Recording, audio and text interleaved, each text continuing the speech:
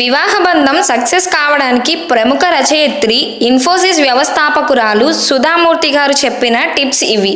ప్రతి ఒక్కరి జీవితంలో వివాహ బంధం చాలా ప్రత్యేకమైనది. 3 ముళ్ళు 7 అడుగులతో ఒక్కటై జీవితాంతం కలిసి ఉండడం, జీవితంలో ఎదురయ్యే ఎన్నో సమస్యలను జంటగా ఎదుర్కోవడం వైవాహిక బంధంలో ఉండే విశిష్టత. కొత్త వ్యక్తిని జీవితంలోకి ఆహ్వానించాలన్నా, ఆ వ్యక్తితో జీవితం సంతోషంగా ఉండాలన్నా కొన్ని విషయాలు ముఖ్య పాత్ర పోషిస్తాయి. వివాహ బంధం సక్సెస్ కావడానికి ప్రముఖ రచయిత్రి సుధామూర్తి గారు చెప్పిన టిప్స్ ఏంటో తెలుసుకుందాం. అవగాహన, అంగీకారం. వివాహ బంధం విజయవంతం కావాలంటే దానికి మొదట అంగీకారం ముఖ్య పాత్ర పోషిస్తుంది. భాగస్వామి ఇలానే ఉండాలి లాంటి ఎక్స్పెక్టేషన్స్ ఏవి పెట్టుకోకుండా వ్యక్తిని అంగీకరించడం ఎంతో ముఖ్యం. ఇది ఒకరినొకరు అర్థం చేసుకోవడానికి, ఒకరినొకరు గౌరవించుకోవడానికి ఎంతో గొప్పగా సహాయపడుతుంది. రెండవది స్వేచ్ఛ. బంధం విజయవంతం కావాలంటే భాగస్వాములకు స్వేచ్ఛ అవసరం. ఎవరి అభిరుచులు, ఆసక్తులు, ప్రాధాన్యతలు వారికి ఉంటాయి. వాటి విషయంలో స్వేచ్ఛగా ఉండాలి. ఇది ఒకరి మీద ఒకరికి గౌరవాన్ని పెంచుతుంది,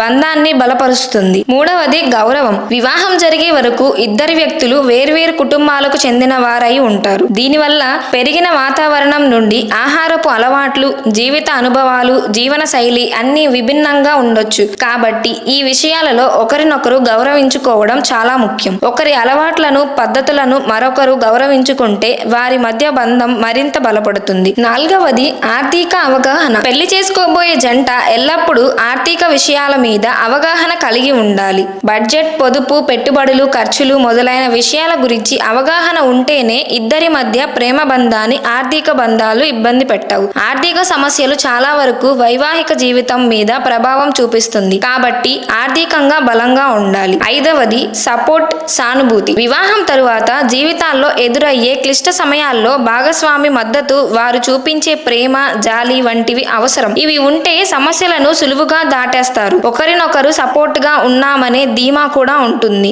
ఆరవది కమ్యూనికేషన్. భార్యాభర్తల మధ్య కమ్యూనికేషన్ ఎంత ఆరోగ్యకరంగా ఉంటే వారి బంధం కూడా అంత బాగుంటుంది. ఇద్దరి మధ్య నిజాయితీ ఉండాలి.